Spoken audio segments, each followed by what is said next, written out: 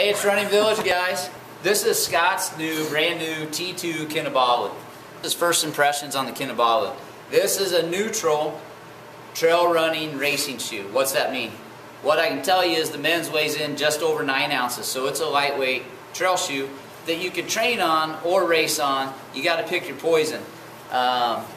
Different for Scott right away is that this is a little more snug filling, a little more form fitting than some of their other training shoes. So it fits a little more like a racing flat, in my opinion. Yeah.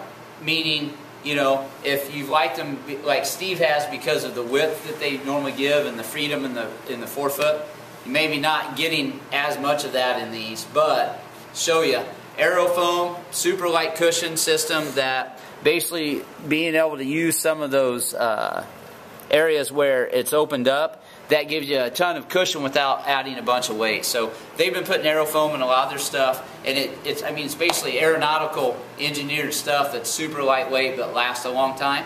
And then drainage holes on the front and the rear. So this thing's ready to roll. Creek crossings, let them dry out, keep rolling. You don't have to change your shoes at a drop area.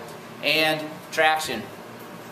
Nice rock plate in the front end, but if you look at the lugs, what I like about these, and Steve's had them in the mud a bunch, when you get in a muddy area like that, if they get these too close together, they essentially clump up. Because they spread them out enough, it'll throw the mud off like a good mountain biking tire would that's made for mud. So, but Steve's got the miles on these so far. I've only got one run. And I like them. The hard part about this is I've got a wide foot. And so I would probably go up a half size in these. The longest run I ran in these was probably just shy of 14 miles. And I did run these through a thawed out cornfield.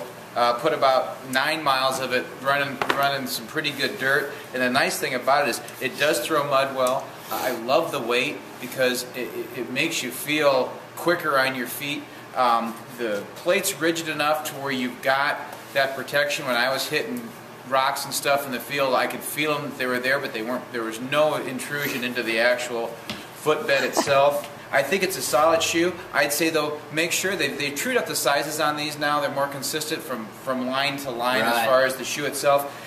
Get one on your foot. If you got a wider foot, maybe consider going up a half size. But I will say, even with a snugger fit, there was no abrading, there was no rubbing, there wasn't any hot spots created with it.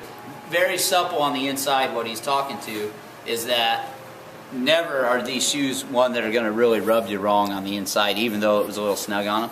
But that being said, this is a size 10, and I'm a size 10, and this size 10 fits me. And Steve's sometimes been able to be in something a little bit up and down on the scale. But I think this is true to size. So I think it is true to size is a size 10, and this is how I would wear a racing trail shoe, size 10. If it was a training shoe, I'd want just a hair bit more room. But I think, this is a freaking let's go fast on trail shoe, or someone that's out on trails once or twice a week and you just want something light and nimble.